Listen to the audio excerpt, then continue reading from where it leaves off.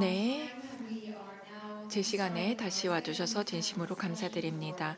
저희 패널 토론 2를 시작하겠습니다. 제6차 여성과 함께하는 평화국제회의의 두 번째 패널 토론인데요. 네, 이번 패널 토론의 주제도 참 시의적절하다라고 생각을 합니다. WPS 국가행동계획, NAP 수립과 이행, 아시아 국가의 경험이라는 주제로 이번 패널 토의 시작하도록 하겠습니다. 저희 세 분의 이 패널 분들과 좌장분이 현재 이 자리에 계시고요. 한 분의 패널 분께서는 화상으로 참여를 해주시겠습니다. 바쁘신 와중에도 함께 해주셔서 진심으로 감사드립니다. 네, 그러면은 노를 라쉬드 유엔 여성기구 아태 지역 사무소 거버넌스 평화안보 정책 고문님을 모시고 좌장직을 부탁드리도록 하겠습니다. 내빈 여러분, 고문님께 큰 박수 부탁드립니다. 네, 그러면 이제 좌장님께 마이크 넘기겠습니다. 네, 감사합니다. 안녕하십니까? 이렇게 와주셔서 진심으로 감사드립니다. 내빈 여러분, 참석자 여러분, 동료 여러분. 네, 이번 세션에서 저희는 아시아 국가의 개발 그리고 실행 경험에 대해서 살펴보도록 하겠습니다. WPS 국가행동계획의 수립과 이행 관련된 내용을 살펴볼 텐데요. 저희 패널 분들께서는 각각의 경험을 토대로 개발이라든지 NAP의 수립 관련해서 말씀을 해주시겠습니다. 아시아 라는 이 지역의 경험에 대해서 말씀을 해주실 것이고, 그리고 향후 25년에 WPS 관련해서도 말씀을 해주시겠습니다. 저희 112개국이 WPS를 지지를 하고 있습니다. 그래서 국가행동계획을 수립을 했는데요. 2010년에는 불과 19개국에 불과했었습니다. 아시아 지역에서는 13개국이 NAP를 도입을 했고, 그리고 아세안 같은 경우는 최근에 영내 액션 플랜을 도입을 했습니다. 그래서 오늘 저희가 관련해서도 얘기를 나누도록 하겠습니다. 그리고 태평양 제도 같은 경우 2015년부터 함께 하고 있고요. 기타 동남아 같은 경우 이 자체적인 액션 플랜을 두고 있습니다. 저희 이 NAP 또는 RAP 같은 경우는 굉장히 포용적인 방식으로 우리가 공약을 이행하겠다라는 것을 보여줍니다. 그런데 여러 가지 이슈들이 의제에 오르게 되고, 그리고 현지의 맥락에 따라서 이 NAP가 수립이 되기도 합니다. 그리고 최근에 여러 안보 문제와 관련해서 해결책을 제시를 하고 있고, 또 많은 경우 아시아 태평양 지역 내의 NAP들이 관련해서 해결책을 제시를 하고 있습니다. 그리고 복잡다단한 문제들 속에서 어떻게 우리가 도전과제를 해결할 수 있을지에 대해서 제시를 하고 있습니다. 하지만 무엇보다도 여성의 참여, 포용, 리더십 이 상당히 중요합니다. 특히나 상황이 이렇게 복잡할 때 그렇고, 특히나 여성들이 배제가 되거나 아니면은 제대로 참여되지 못하고 있는 상황에서 이 의제는 더욱더 중요하다라고 생각을 합니다.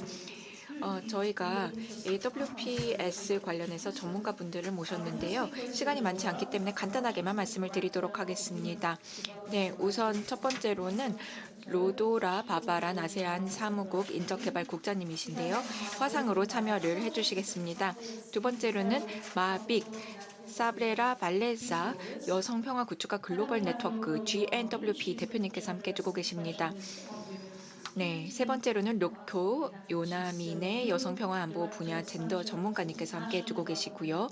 그리고 마지막으로는 윤지소 한국여성정책연구원 KWDI 국제협력센터장님께서 함께 해주고 계십니다.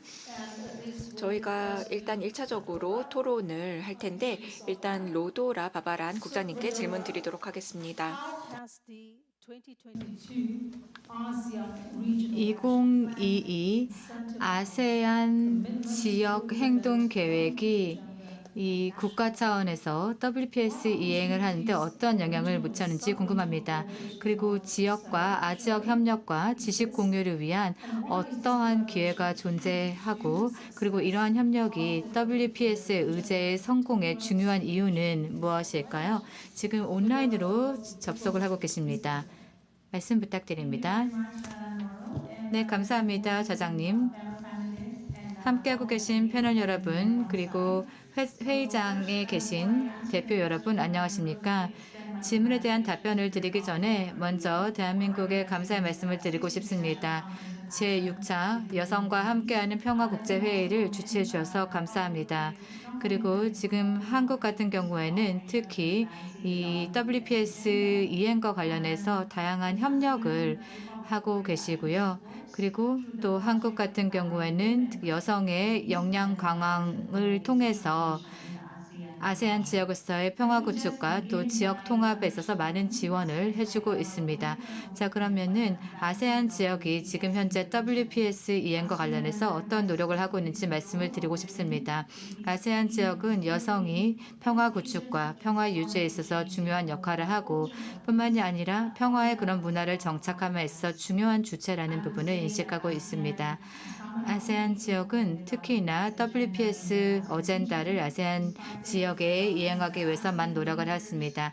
아세안 지도자가 또 WPS 인과 관련해서 공동성명을 2017년에 채택을 하였고요. 또 아세안 지역에서 이 아세안 지역의 평화 관련된 연구를 2021년도에 진행을 하였습니다. 그리고 2022년도에 WPS 이행과 관련된 이 지역 행동 계획을 아세안 지도자들이 채택을 하였습니다. 그래서 WPS의 지역 행동 계획이 이행된 지 이제 2년이 지났는데요. 관련해서 좀 성과를 살펴보도록 하겠습니다. 좀 더 자세하게 이제 말씀을 드리면은 지금 아세아의 이러한 행동에는 WPS 이행의 4가지 축을 담고 있습니다. 이것은 유엔의 윤비안보리 결의 1325 채택을 바탕으로 하고 있습니다. 그래서 예방과 또 구호, 구제 등을 이제 포함하고 있습니다. 뿐만 아니라 이행과 조율과 관련된 메커니즘과 관련된 내용을 담고 있습니다. 그리고 아세안의 이러한 행동은 광범위한 프레임워크를 제공하고 있습니다. 지역 차원에서 협력을 하고 또 국가적인 그런 이행을 지원하는 것을 목표로 하고 있습니다. 지역적인 주체들 또 아세안 파트너들이 이 과정에서 도움을 주고 있는데요. 그래서 이러한 행동 계획이라고 하는 것은 아세안 회원국들을 지원을 하여서 WPS 이행을 국가적인 차원에서 진행할 수 있도록 지원하는 것이고 또 정책적인 플랫폼을 마련을 하여서 이 지역적인 WPS 이행자가 지역적 그리고 국가적 그리고 아국가적인 그런 현실이 될 수 있도록 지원하는 것입니다. 그래서 저희가 지역 차원에서의 그런 의지를 국가적인 차원에서 이행하는 것은 특히 여성들이 평화와 또 안보의 의사결정에 참여해서 핵심이라고 생각을 합니다. 뿐만이 아니라 특히 아세안 회원국들 같은 경우에는 이런 모범 사례들을 서로 공유하고 또 재현할 수 있다고 생각이 됩니다. 그래서 WPS 의제 이행의 그런 지역화를 더욱더 가소할 수 있을 것이라고 생각을 합니다. 강조해서 말씀을 드리고자 하는 것은 WPS 분석과 또 대응과 관련해서 역량을 국가 차원에서 지역 차원에서 강화를 하고 있는데요. 특히 저희가 이런 지역 차원의 국가 차원의 그런 노력이 또 지역 차원의 그런 노력에 병합될 수 있도록 최선을 다하고 있습니다.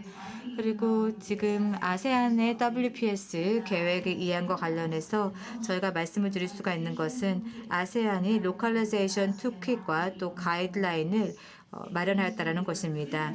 이런 가이드라인을 통해서 WPS 이행에 대한 가이드라인을 제시를 하고 그리고 또 플랫폼을 제공을 하는 것입니다. 저희가 국가 그리고 아국가 차원에서 이러한 논의의 장을 활성화하는 것입니다. 이런 가이드라인과 툴킷이라고 하는 것은 아세안 그 WPS 행동 계획이 얼마나 중요한지를 보여주고 있습니다. 아세안 회원 국가들 중에서 인도네시아, 필리핀, 베트남은 국가행동계획을 이미 수립을 하였습니다. 반면에 캄보디아와 말레이시아 같은 경우에는 지금 각국의 행동계획을 마련 중에 있고요. 그래서 궁극적으로는 이 모든 그런 아세안 국가들이 이 행동계획을 다 수립할 수 있을 것으로 생각을 하고 있습니다. 그래서 이러한 성과가 있었고, 그래서 지역 차원에서의 이런 행동계획을 수립함으로써 아세안 국가들의 이런 국가 행동 계획에 많은 귀감이 되었습니다. 그리고 강조해서 말씀을 드리고자 하는 것은 이 아세안의 프레임워크, 그리고 아세안이 주도하고 있는 그런 메커니즘이 마련이 되었습니다. 그래서 이 영내에서의 WPS 이행을 활성화하고자 하는데요. 저희가 아세안 WPS 자문위원단을 설립을 하였습니다. 이를 통해서 아세안 그 부처 간의 국가들의 부처 간의 이 WPS를 주류하고자 합니다. 그리고 이것은 아세안의 주류와 그 전략과도 일치한다라고 말씀을 드릴 수가 있습니다. 그리고 WPS 어젠다의 발전을 위해서도 핵심이라고 생각합니다. 그리고 지금 현재 고려되고 있는 것은 WPS 프랙티스 커뮤니티입니다. 이런 WPS 관행 커뮤니티를 구축함으로써 각국의 그런 모범 사례들을 공유를 하고 또 학계나 또는 그 관련 부처 그리고 시민사회 간의 지식 공유를 할 수 있을 것입니다. 이상으로 말씀을 가름하겠습니다. 감사합니다. 네, 국장님 감사합니다. 말씀을 통해서 중요한 부분들을 언급해 주셨는데요. 특히 아세안 같은 경우에는 2017년에 공동 성명에서 시작을 하여서 이제 지역 행동 계획까지 수립을 하는 이런 긴 여정을 하셨고, 그리고 지금 현재 아세안 회원국들이 함께 서로 협력을 하고 또 공유할 수 있는 그런 메커니즘을 마련하고 있다라고 말씀하셨습니다. 그래서 이를 통해서 WPS 의제 이행과 관련해서 많은 노력을 하고 있는 것 같습니다. 자, 그러면은 다음 패널 분입니다. 네, 마픽님께 여쭤보도록 하겠습니다. 이 WPS 의저를 진전시키는 데 있어서 아시아의 경험과 접근 방식이 어떻게 전 세계에 기여할 수 있을지 궁금합니다. 그러니까 이 혹시 회원국들이 우선순위에 두어야 될 비전통적인 이슈가 있는지 궁금합니다. 네, 감사합니다. 네, 우선 감사하다라는 말씀을 드리고 싶습니다. 네, 이렇게 중요한 국제회의를 개최해 주신 대한민국 정부 측에 감사드립니다. 질문에 대한 답을 드리기 전에 간단하게 저희에 대해서 말씀을 드리도록 하겠습니다. 저희 여성 평화 구축학 글로벌 네트워크 GNWP는 여성들의 연합입니다. 그리고 시민사회들이 함께 하고 있는데요. 40개국에서 함께 동참해주고 있습니다. 그리고 한 120명 정도 120개 정도의 기관들이 네트워크에 참여를 하고 있고 저희 모두 다 WPS 의제 진전을 위해서 노력을 하고 있습니다. 지난 몇 년 동안 Youth Peace Security 어젠다의 이행에 있어서도 노력을 해왔는데요. 바로 안보리 결의 제2250호 청년 평화 안보에 대한 결의안이기도 합니다.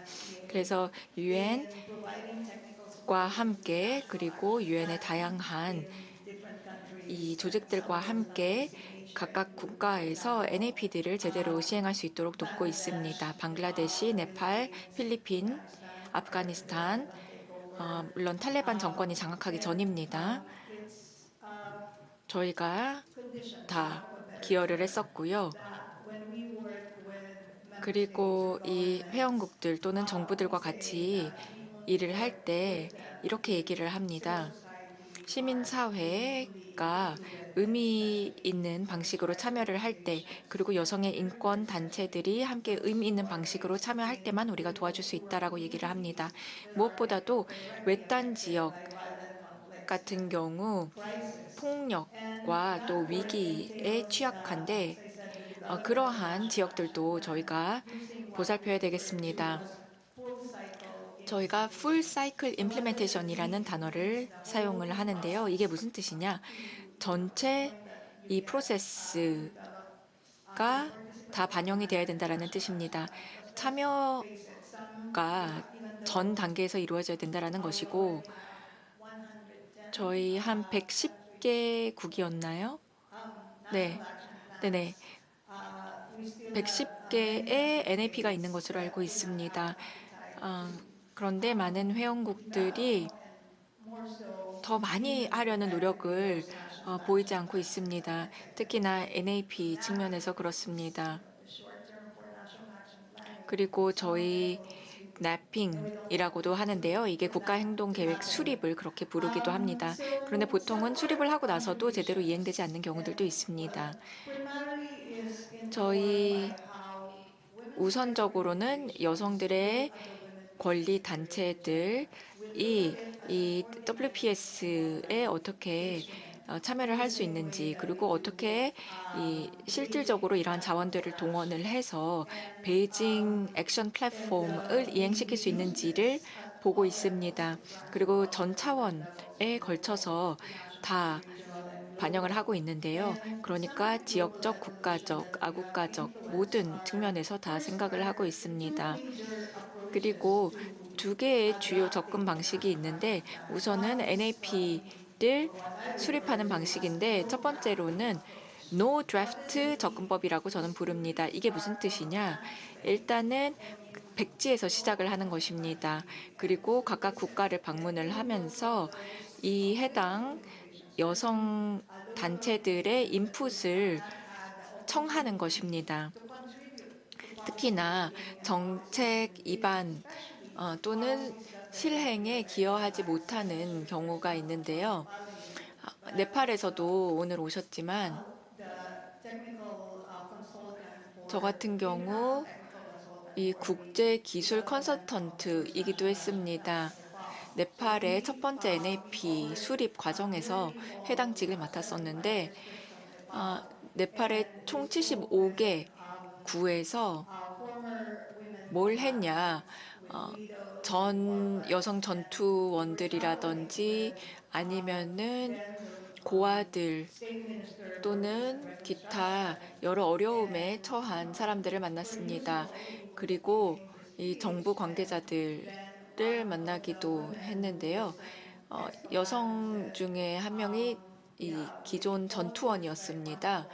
그런데 그때 이렇게 말씀하시더라고요.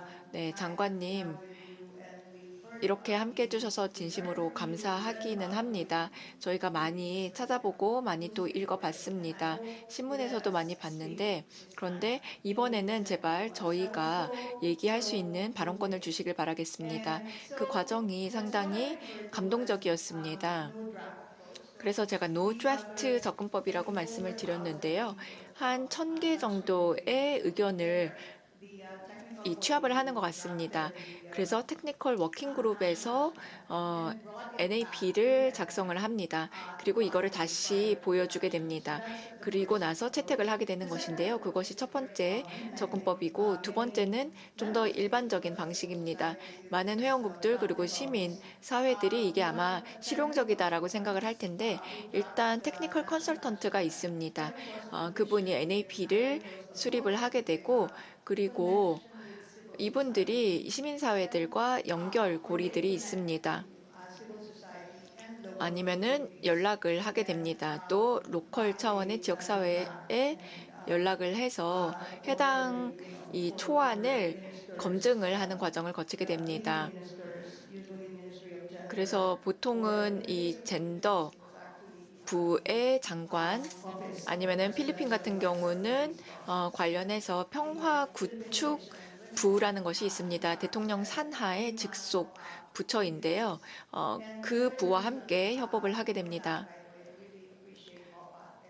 그래서 저희가 항상 그 단체에 감사하고 있고 이 젠더부가 됐건 아니면은 방금 말씀드렸던 그 필리핀의 부처가 됐건 아니면은 여성부가 됐건 어떠한 경향이 있냐? 어떤 경우에는 WPS 의제가 무엇인지 보통은 이게 여성들만을 위한 도구다라고 치부하는 경우가 있는데 그렇지 않습니다.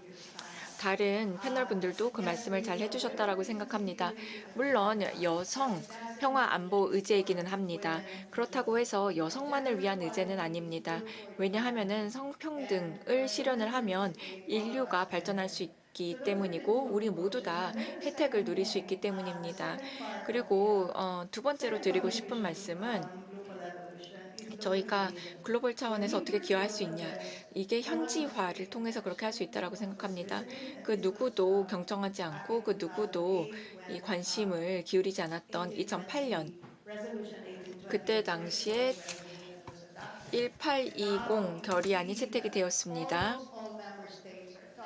그런데 요즘은 다 이 현지화에 대해서 얘기를 하고 있습니다.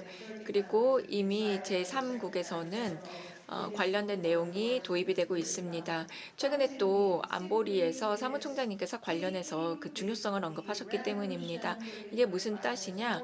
그러니까 결국에는 이 관련된 결의안 그리고 그 밑바탕에 있는 여러 가지 결의안들이 궁극적으로는 이러한 폭력적인 분쟁 사태라든지 아니면은 위기와 직결되어 있다라는 것을 이 결국에는 유엔 총회에서 인지했다라고 할 수 있겠습니다. 그러니까 이 유엔의 언어를 로컬의 언어로 바꿔서 이 현실을 잘 반영해야 됩니다. 이 현재 여성들, 현지의 이 사람들의 의견을 반영을 해야 됩니다. 많은 경우 보통 이거 나와 관련이 없는 것이잖아라고 생각할 수 있습니다. 유엔 결의안이라고 하면은 이게 현실과 동떨어졌다라고 느끼는 경우가 많습니다. 그래서 결국에는 이 임무 중에 하나 그 역할 중에 하나는 이게 이 지역사회에서 느꼈을 때 정말 나에 대한 얘기라고 느낄 수 있도록 하는 것입니다. 이 필리핀에서의 전쟁은 마닐라에서 벌어지는 것이 아니라 민다나오 섬에서 발발이 되고 있습니다. 굉장히 멀리 떨어져 있는 섬입니다. 아프리카도 마찬가지입니다. 킨샤사에서 발생을 하는 것이 아니라 굉장히 동떨어진 이 키루 이 북쪽 그리고 서쪽 지역에서 발생하고 있는 것입니다. 그렇기 때문에 이러한 정책들을 관련해서 또 실행을 해야 된다라고 생각하고요. 예, 더 드릴 말씀이 있지만 마무리 좀 하도록 하겠습니다. 저희가 모니터링도 하고 있습니다. 저희 WPS 의제를 진전하기 위해서 그러한 활동들을 하고 있는데요. 이 NAP가 도입되고 첫 번째 한 7년 정도는 모니터링이라든지 평가가 이행되지 않았습니다.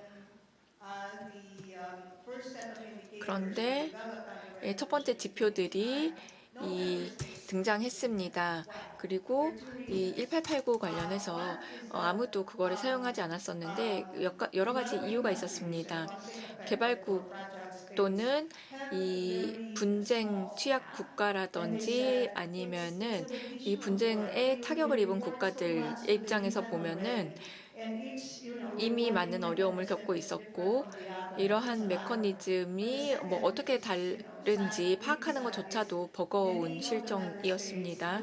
그리고 많은 회원국들이 모니터링 그리고 평가를 마치 누가 이거 못하냐라고 좀 이 탓하는 듯한 질책하는 듯한 그런 이 활동으로 여겼기 때문입니다.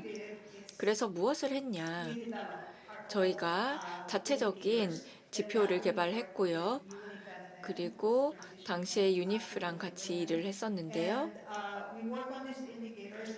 이러한 지표 관련해서 같이 작업을 했고, 관련해서 또 저희가 가지고 있는 이 항목 중에 하나가 이 로컬 차원에서 적응을 해야 할 수 있어야 되고 또 수용할 수 있어야 된다라는 것입니다. 그러니까 이 모든 110개가 넘는 회원국들에게 다 하나의 방식으로 통할 수는 없습니다. 그리고 저희 아까 샨티드 알리암이 여전히 시도 이 여성차별철폐위원회에 몸담고 있는데요. 네, 관련해서도 이제 많은 관심을 기울이고 있는데 이 분쟁 지역 그리고 또는 분쟁 후에 여성들의 문제 해결에 많은 관심을 보이고 있는데 이 시도에서도 이 WPS 관련해서 보고서를 작성을 하고 있습니다. 그리고 섀도우 리포트를 진행을 하고 있는 여러 가지 또 단체들도 관련된 활동을 하고 있고요. 그리고 컴팩트 관련해서도 말씀을 드리고 싶습니다. 이 여성들의 또 인도주의적인 활동 관련된 내용입니다. 저 같은 경우도 UN 워멘에서 관련해서 또 여러 가지 활동을 하고 있는데요. 저희 또 사무국이 노르웨이에 있습니다. 그런데 200개 넘는 그러한 회원국들 그리고 또 많은 민간 부문들이 해당 이 원칙들을 활용을 하고 있습니다. 그래서 이 자가 보고라든지 아니면 모니터링을 하고 있습니다. 제가 굉장히 말을 많이 했기 때문에 여기서 중단하도록 하겠습니다. 네, 더 많이 듣고 싶기는 한데 네, 우선은 굉장히 중요한 말씀을 해주신 것 같습니다. 무엇보다도 이 어떻게 하면은 NAP를 작성을 할 수 있는지 그 과정에 대해서 말씀을 해주셨습니다. 그 결과물로 나오는 문서 자체도 중요하겠지만 그 과정도 상당히 중요하다라고 생각을 합니다. 특히나 여성들을 얼마나 참여시키려고 하는지 그리고 얼마나 참여를 하고 있는지 이러한 부분들 상당히 중요하다라고 보고 있습니다. 그리고 회원국들이 이 모든 이슈들을 다 잘 들여다보고 있는데요. 그런데 만약에 이런 방식이 없었다면 보지 못했을 것입니다. 그리고 현지화 관련해서도 말씀을 해주셨는데 아주 적절한 발언이셨습니다. 무엇보다도 회원국들이 NAP를 도입할 의지가 있어야 됩니다. 많은 경우 WPS 의제가 어떤 경우 조금 이 강요되는 측면들이 있는데 아까 일부 연사분들이 말씀하셨지만 이게 충분히 로컬하지 않다. 그렇기 때문에 이거를 현지화할 필요가 있다고 생각합니다. 네, 그러면 다음으로는 료코 요나미네 전문가님께 말씀을 드리도록 하겠습니다. 네, 동아시아 측면에서 아마 말씀을 해주실 수 있을 것 같은데요. 지금 현재 이 조금 더 의미 있게 WPS 의제를 개발을 하고 실행하는데 또 어떻게 아시아 태평양 내에서 일본이 기여할 수 있는지 그리고 이 광범위한 지지를 구축하는 데 있어서 어떠한 전략이 효과가 있었는지도 궁금합니다. 네, 감사합니다. 네, 우선 감사하다라는 말씀 드리겠습니다. 네, 한국의 외교부 측에 진심으로 감사드리겠습니다. 이렇게 중요한 회의에서 패널로 참석을 할 수 있어서 감사드립니다.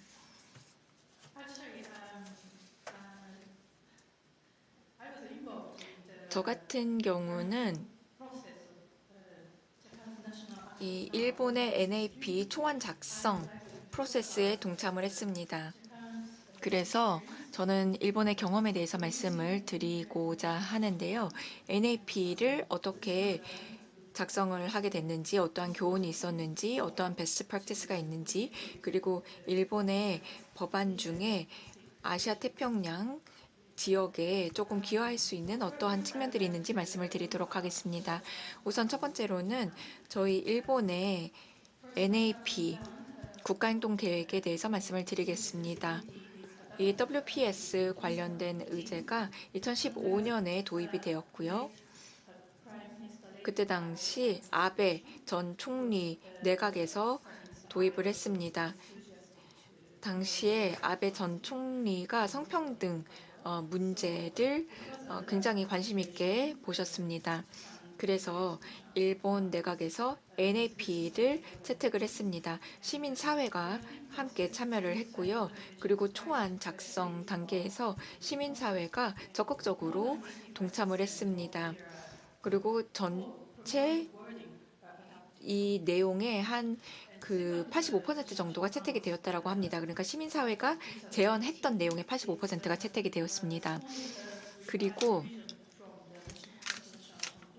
이 1차 NAP는 크게 개정이 되진 않았습니다. 그 이후에 3년 정도밖에 지나지 않았기 때문이었고요. 그리고 난 다음에 WPS 의제를 이행을 했고 그리고 그 과정에서 정부에서 타겟이라든지 아니면은 이 액션들을 또 바꾸고자 했습니다. 그리고 이제는 일본이 3차 국가 행동 계획을 준비하고 있습니다. 6년의 기간인데요. 그런데 일부 이 내용을 보면 모니터링 그리고 평가에 대한 축이 들어가 있습니다. 그리고 네, 외부 평가위원회도 두고 있습니다. 그리고 이행 보고서라는 것이 있는데요. 이게 연례적으로 진행이 됩니다. 그리고 해당 위원회에서 어떻게 이행이 되고 있는지를 확인을 합니다. 그리고 재원도 하게 됩니다. 1차 행동계획 이후에 이게 연례적으로 발간이 되기는 했는데 사실은 상당히 업무량이 많았습니다. 그리고 1년 차이에 얼마나 많은 큰 진전이 있었는지 보는 건 쉽지 않았습니다. 그래서 일본 정부에서는 이 2년에 한 번씩 이 보고서를 출간을 했었는데 이제는 3차 행동 계획 같은 경우 이거는 3년에 한 번씩 발간이 됩니다. 제가 2013년부터 2015년입니다. 2013년부터 2015년 사이 그 초안 작성에 참여를 했었는데 이 몇 년 후에 제가 외교부에 조인을 했습니다. 그리고 젠더 메인스트리밍 부에서 근무를 했는데 2017년부터 올해 4월까지 저는 WPS 의제를 리드했습니다. 그리고 NAP도 리드를 했고요. 그래서 제가 일단 제 개인적인 경험에 대해서 말씀을 드리고자 합니다. 정부의 입장이라기보다는 저의 말씀을 드리도록 하겠습니다. 이 국가행동계획을 수립을 하는 것은 결국에는 이 WPS 작업을 제도화한다라는 것입니다. 그러니까 외교부뿐만 아니라 정부 차원에서 그렇게 하겠다라는 뜻입니다. 물론 특정 부처가 일을 굉장히 많이 하기는 하는데 그 전에 일단 이 말을 드리고 싶습니다. 일본 같은 경우는 이 분쟁 취약국은 아닙니다. 그래서 인도주의적 인 활동이라든지 아니면은 해당 취약국에 어떻게 지원을 제공할 수 있는지에 더 많은 초점을 두고 있습니다. 그런데 인도주의적인 이 지원 측면에서 봤을 때 굉장히 다양한 부처들 그리고 부서들이 또 이 일을 담당하고 있습니다. 그래서 NAP를 수립하기 전에 일본은 이미 성평등 그리고 WPS 의제에 기여를 했지만 이게 그리고 글로벌 차원에서 도입이 되었었지만 어느 정도 또 이 의구심도 있기는 했습니다. 그런데 이 이후에는 모든 것들이 가시화가 되었습니다. 그리고 NAP를 통해서 이 내용이 구체화가 되었고 그리고 실제로 내용도 더 풍부해졌습니다. 하지만 예산 자체는 코로나 기간 동안 감축이 되었습니다. 왜냐하면은 국가 문제에 더 많은 예산이 투입되었기 때문입니다.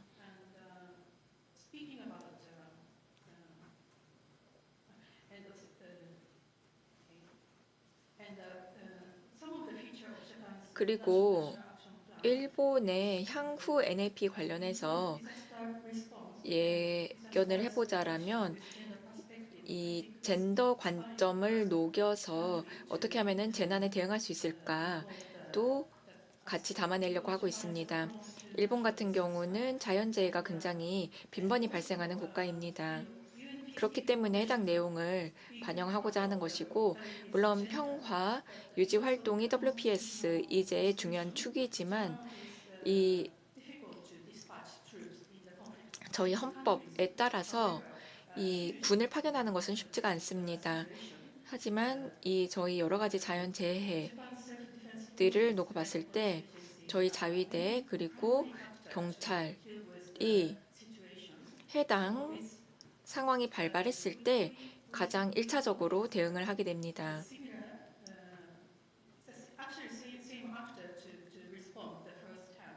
그래서 1차적으로 움직이게 되는 것이고요. 그리고 관련해서 젠더 관련된 교육이 이 액션 플랜에 들어갔습니다. 이 재난에 대응하는 저희 액션 플랜의 일부가 되었습니다. 그리고 아태 지역에 어떻게 기여할 수 있냐 차원에서 말씀을 드리자면은 일본이 첫 번째 아태 시포지엄을 열었는데요. 방콕에서 열었고요. 2016년에 WPS 관련된 회의를 개최를 했습니다. 그러니까 이 RAP가 채택되기 전에 그렇게 했던 것이고요. 그리고 특히나 UN Women과 함께 일본이 이 끈끈한 관계를 가지고 있기 때문에 2017년부터 최근까지 굉장히 많은 돈을 투입을 해서 방글라데시, 인도네시아, 태국, 그리고 필리핀에서 더 많은 여성들이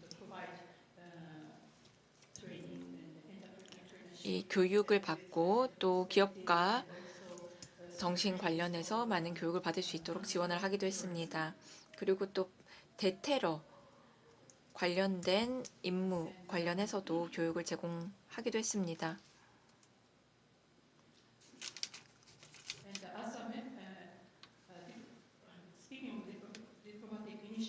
그리고 외교적인 그런 이니셔티브 관련해서 말씀을 드리자면은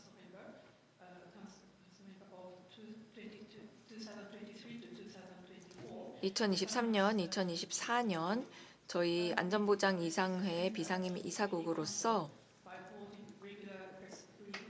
정기적으로 이 유사 입장국과 함께 컨퍼런스를 개최를 하고 있고, 그리고 이 평화 구축 관련해서 회의를 개최를 했는데요. 2023년, 그러니까 작년에 WPS 의제를 여기에 접목시켰습니다. 그리고 국제 여성 국제회의를 개최하기도 했는데요. 도쿄에서 6차례 와우라는 이 국제회의를 진행을 했습니다.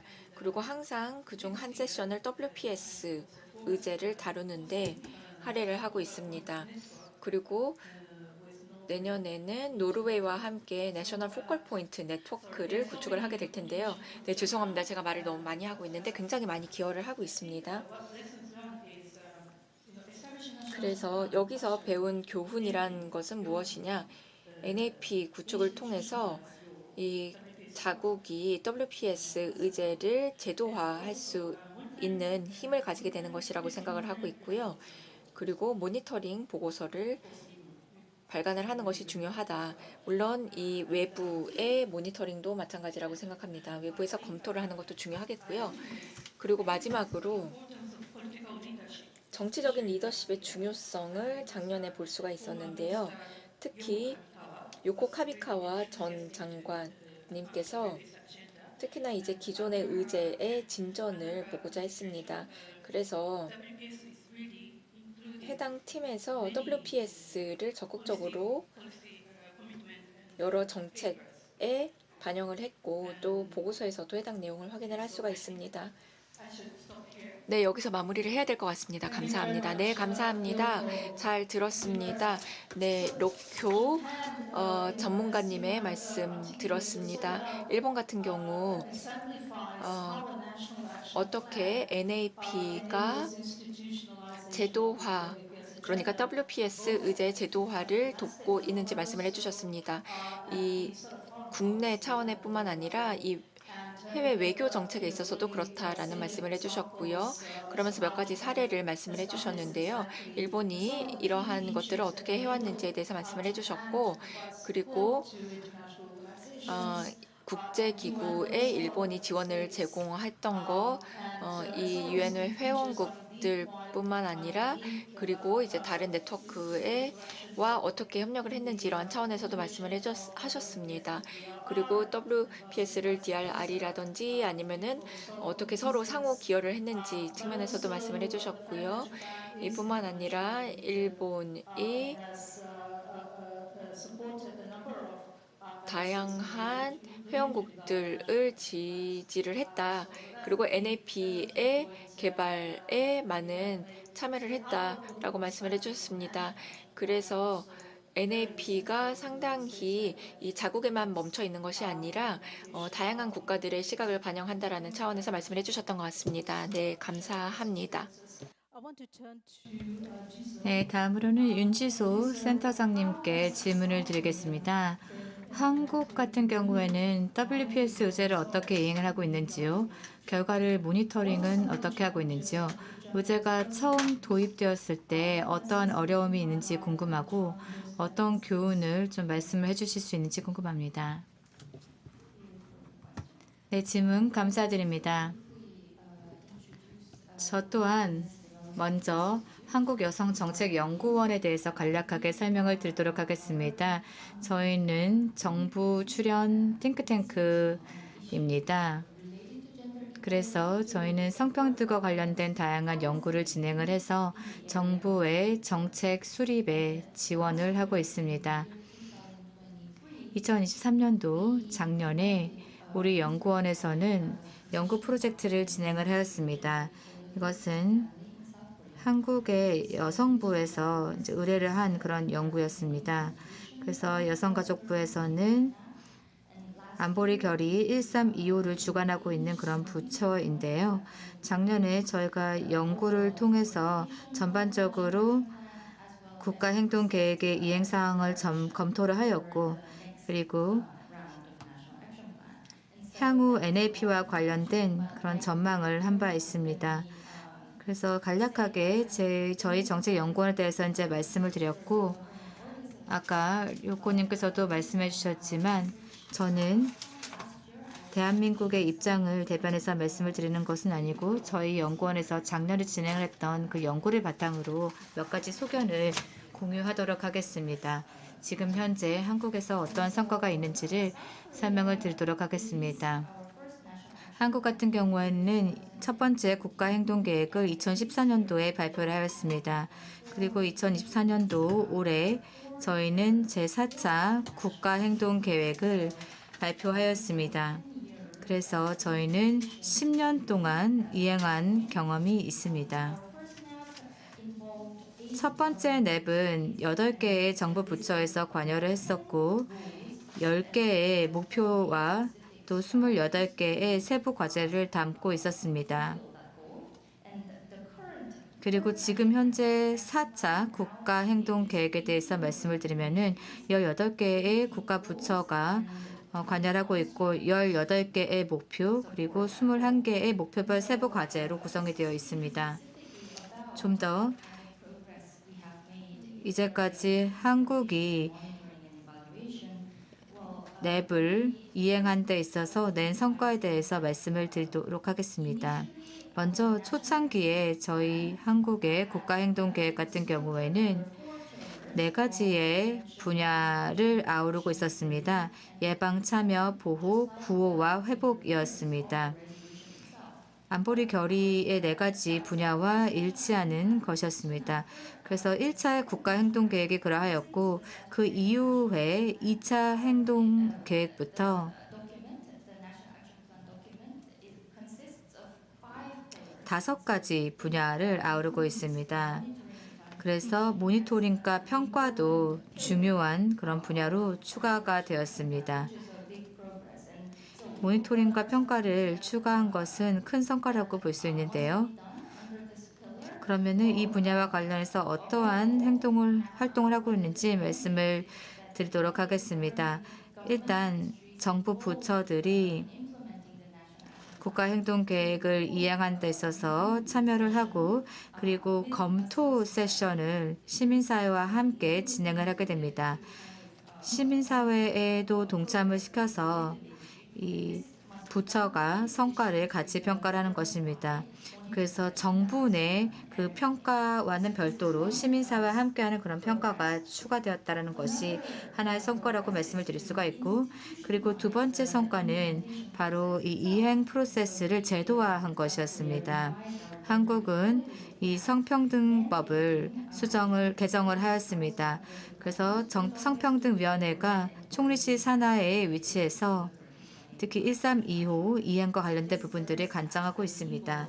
그래서 이 위원회 같은 경우에는 이 1325 이행의 제도화의 근간이 되고 있다라고 말씀을 드릴 수가 있고, 또 저희 국가행동계획의 이행과 관련해서 지난 10년 동안 저희가 봤던 세 번째 성과에 대해서 말씀을 드리면 국가행동계획의 범위가 확장이 되었다는 것입니다. 물론 제가 여러 가지 사례를 들 수가 있겠지만 대표적인 사례를 좀 손꼽아서 말씀을 드리도록 하겠습니다. 일단 우리는 WPS의 어젠다를 한국의 상황에 맞게 현재화하였습니다. 예를 들어서 여성의 남북한 평화 대화에 있어서의 참여과 관련해서 다양한 노력을 하였고, 그리고 국가행동계획을 보시면은 특히나 여성들, 특히 여성 탈북자들에 대한 그런 지원 사항을 담고 있습니다. 이러한 방식으로 저희는 의제의 로컬라이제이션을 위해서 노력을 해왔고, 그리고 제4차 국가행동계획을 보시면 우리 정부는 WPS 어젠다와 관련된 새로운 그런 사안과 관련해서 전파하기 노력하고 있습니다. 여기에는 기후변화나 사이버 보안과 관련된 내용이 포함되어 있고, 또한 안보와 관련해서 국제협력을 강화한다라는 그러한 내용을 담고 있습니다. 이러한 방식으로 저희 한국의 국가행동계획의 이행에 있어서 여러 성과가 있었습니다. 특히 모니터링과 평가가 도입이 되면서 국가행동계획이 더욱더 강화되었고 진화되었다라고 말씀을 드릴 수가 있습니다. 그렇다고 해서 저희가 도전 과제가 없는 것은 아닙니다. 물론 여러 가지 고충이 아직까지 존재합니다. 그 중에 하나를 말씀을 드리면 바로 이 WPS 어젠다 자체와 관련된 인식이 부족하다라는 것입니다. 정부 관계자뿐만이 아니라 또 시민들의 그런 인식이 부족한 상황인데, 그러한 이유 때문에 이러한 국제회의, 특히 여성과 함께하는 평화국제회의가 매우 중요한 것입니다. 이러한 국제회의를 통해서 어젠다 자체에 대한 인식을 강화할 수 있기 때문입니다. 한국 국민들이 글로벌 상황을 이해하는 데 있어서도 도움이 될 뿐만이 아니라 이 해외 참가자들도 한국이 이제까지 이룬 성과를 더 잘 이해할 수 있는 계기가 될 수 있을 것이라고 생각이 됩니다. 그래서 여성과 함께하는 이 평화국제회의는 그런 측면에서 매우 중요하다라고 말씀을 드릴 수가 있습니다. 안타깝게도 아직까지 여러 도전 과제가 있다라는 것이고, 특히 WPS 어젠다와 관련된 그 국내적인 인식 제고가 필요한 사항입니다. 한국의 국가행동계획의 일환으로서 이 모든 과정에 시민사회의 참여를 더 적극 장려하고 있습니다. 왜냐하면 시민사회가 이러한 모든 그런 사안과 관련해서 주인의식을 갖는 것이 그 무엇보다 중요하다고 판단하고 있기 때문입니다. 앞서 말씀을 드렸지만 모든 관련 정부 부처들이 시민사회와 함께 모니터링과 평가 세션을 갖고 있습니다. 그래서 성과를 검토를 하고, 그리고 이러한 내용들을 행동계획에 반영하는 것이 아주 큰 변화였습니다. 그리고 중대한 변화였습니다. 하지만 그렇다고 해서 시민사회가 전반적인 계획 수립 과정에 참여하는 것은 아닙니다. 어떤 국가들 같은 경우에는 시민사회를 국가행동계획 수립에 있어서의 이행 파트너로 지정을 하고, 시민사회에도 자체적으로 어젠다를 갖고 국가행동계획에 적극적으로 더 참여를 함으로써 시민사회도 이러한 목표를 이행하는 데 있어서의 더 막중한 책임의식을 갖고 있는 것으로 알고 있지만, 한국은 아직까지는 그런 수준이 아닙니다. 그런 부분에 있어서 저희가 앞으로 해야 할 일이 많을 것 같고, 왜냐하면은 시민사회 그런 참여가 전반적인 과정에 있어서 아직까지는 제한적이기 때문입니다. 그리고 마지막으로 말씀을 드릴 것은 이 펀딩과 또 예산 수립이 매우 중요한 이슈입니다. 많은 패널 분께서도 말씀해 주셨고, 한국의 국가행동계획도 이러한 펀딩과 예산의 중요성을 인정을 하고 있습니다. 그래서 국가행동계획에는 정부가 또 각 정부 부처가 재원을 마련을 해서 WPS 어젠다를 강화하기 위한 다양한 그런 전략들을 나열하고 있습니다. 물론 정부 부처들이 이러한 목표를 달성하기 위해서 아무것도 하고 있는 것은 아니지만 아무것도 안 하고 있는 것은 아니지만 아시다시피 이 정부 예산 수립이라고 하는 것은 그 자체적으로 복잡한 그런 과정이기도 하고 또 국가가 달성하고자 하는 그런 정책 우선순위가 있기 때문에 이거에 따라서 예산을 할당하기 때문에 정부가 추가적인 재원을 마련을 해서 WPS 어젠다 이행에 할당하고 배분하는 것이 쉽지만은 않은 상황입니다. 네, 감사합니다. 한국의 그런 경험을 엿볼 수 있는 그런 발언이었습니다. 그리고 지금 5가지 이제 분야라고 이제 말씀해 주셨는데 이 5가지 분야라고 하는 것 자체가 특히 이 여성 유엔의 이 우먼이 여러 그런 NAP와 관련해서 소구를 했던 그런 부분이기도 한데 한국이 하고 있다는 것은 매우 선구적이라고 생각이 되고요. 그리고 센터장님께서는 이 NAP가 지난 몇 년간 어떻게 진화했는지를 말씀해 주셨습니다. 그리고 기후변화와 사이버 보안과 관련된 문제들도 다루는 방향으로 확장되었다라고 말씀해 주셨고 그리고 도전 과제도 있다라고 말씀해 주셨습니다. 이런 도전 과제는 한국뿐만이 아니라 여러 다른 국가들이 아직까지도 겪고 있는 것입니다.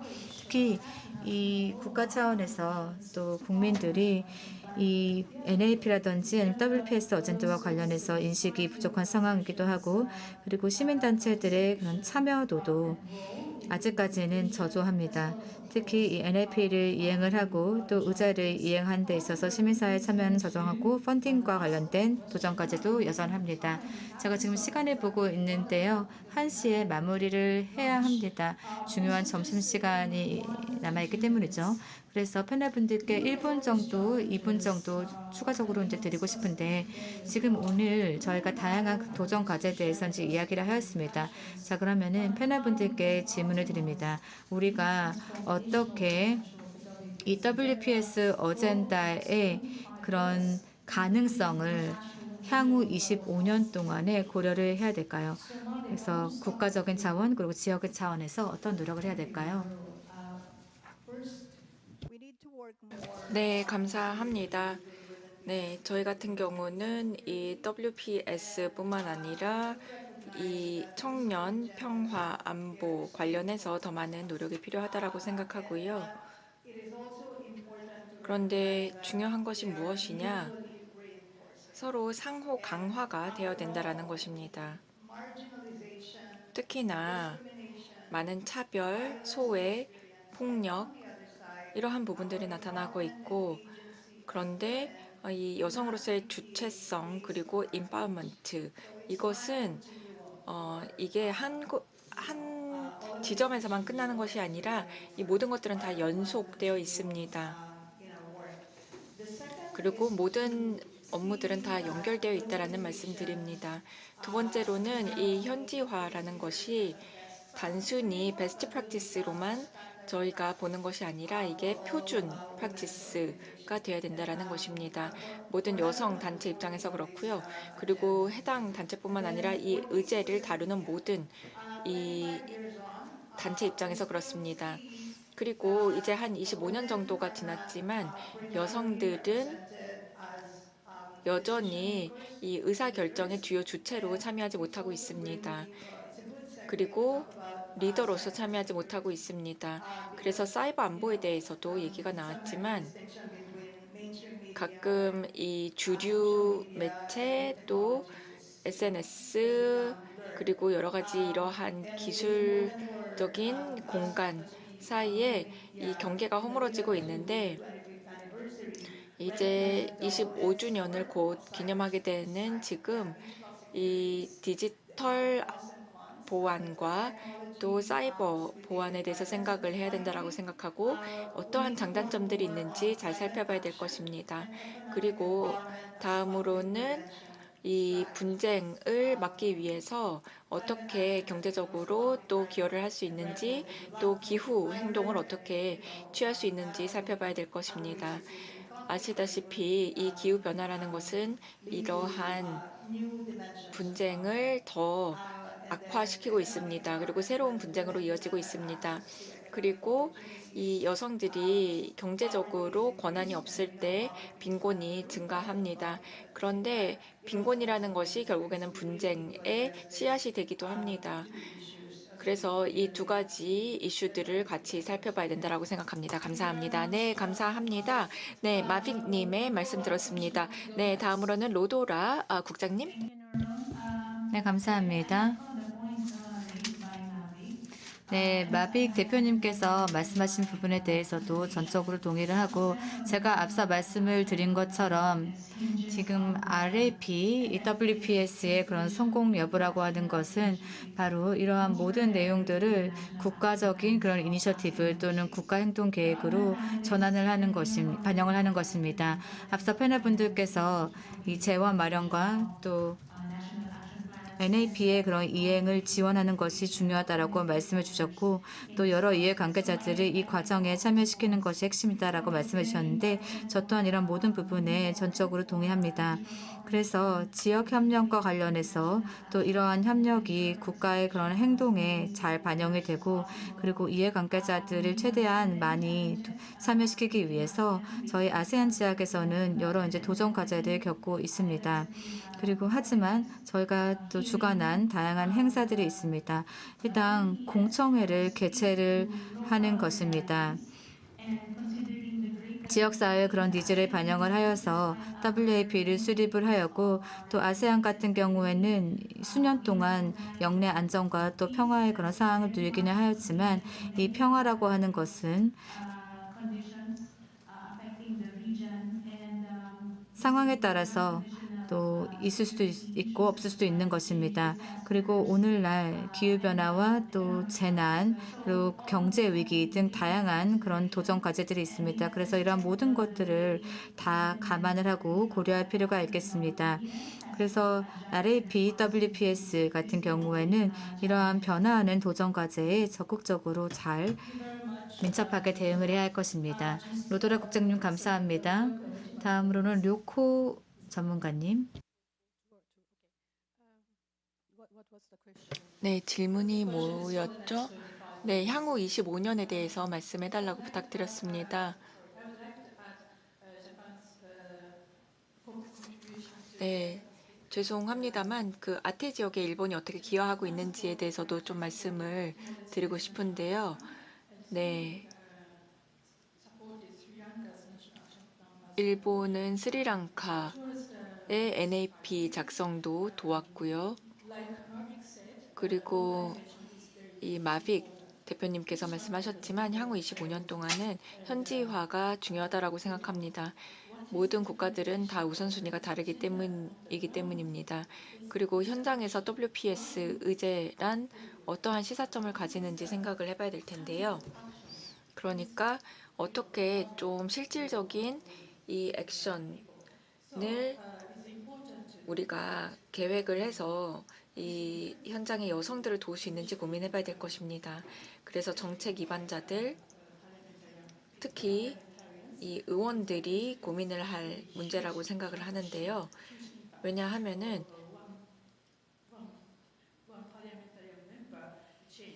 한 의원의 입장 변화로 인해 굉장히 많은 반향이 있었는데요. 가령 전 의원인 요코 의원이 관련해서 어젠다를 적극적으로 주창을 했고 그 이후에 이 총리 내각실에 굉장히 많은 제언을 하기도 했습니다. 그리고 발의가 되었는데요. 그 결과 많은 정책 문서에 이 WPS가 담겨 있었기 때문입니다. 그렇기 때문에 의원들의 동참도 필요하다라고 생각합니다. 그리고 시민사회들의 참여도 중요하다라고 봅니다. 네, 감사합니다. 네, 전문가님 감사합니다. 윤지소 센터장님.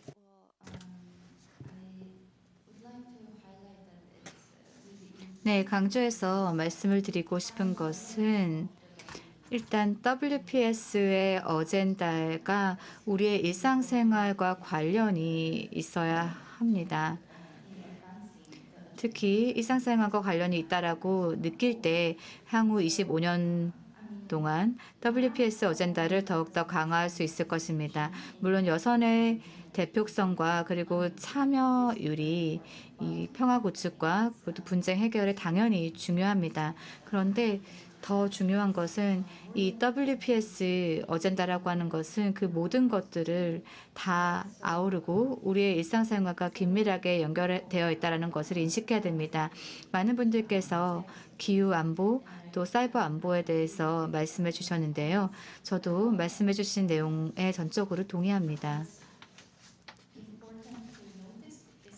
우리가 주목해야 되는 것은 이러한 위협이라고 하는 것은 성, 젠더에 많은 영향을 미칠 수 있다는 것입니다.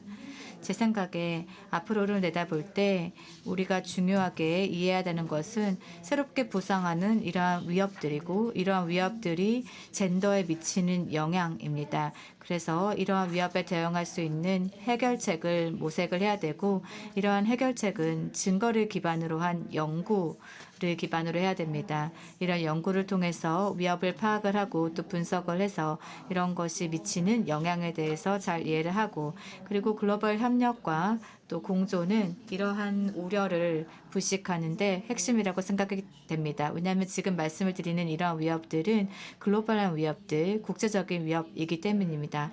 그래서 지금 말씀드린 이런 부분들을 향후 주목해야 할 것 같습니다. 네, 소장님, 센터장님 감사합니다. 자, 그러면 이번 패널 토론 2를 마무리하도록 하겠습니다. 심도 있는 토론을 해주셔서 감사드리고요. 그리고 다양한 그런 관점에서 식견을 공유해 주셔서 감사합니다. 자, 그러면 사회자께 다시 마이크를 넘기도록 하겠습니다. 토론자분들을 위해서 큰 박수 부탁드립니다. 네, 감사합니다. 잘 들었습니다. 네, 자장님, 훌륭하게 저장직을 맡아주셔서 진심으로 감사드립니다. 네, 라쉬드 고모님께도 큰 박수 부탁드립니다. 감사합니다. 네, 감사합니다. 굉장히 심층적인 논의를 하셨던 것 같습니다. 이제 패널 토론 2가 마무리되었습니다. 굉장히 다양한 관점을 들을 수가 있었는데요. 저희 오전 세션은 이제 마무리하고 저희 이제 오찬으로 이동하도록 하겠습니다. 네, 저희 오후에는 이 미얀마 여성의 평화구축 노력 변화의 촉매제로서 여성이라는 주제로 특별 세션이 진행이 됩니다. 네, 그러면